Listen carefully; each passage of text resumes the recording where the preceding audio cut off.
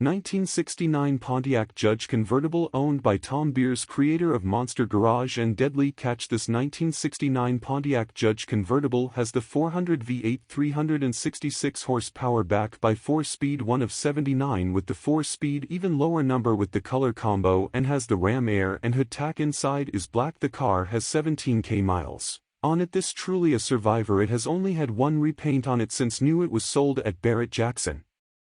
Hope you enjoyed the 1969 GTO. After viewing this video, comment, hit the like button, and if you not subbed, hit the sub button. It's free. Take 2 seconds. It now head over to Deborah is Loving Life and you will get a 2-car bonus. It is a 1973 D-Coff. It's as special in its own car. Came way different than what it looks like today. It truly a barn find and it does run and it is for sale.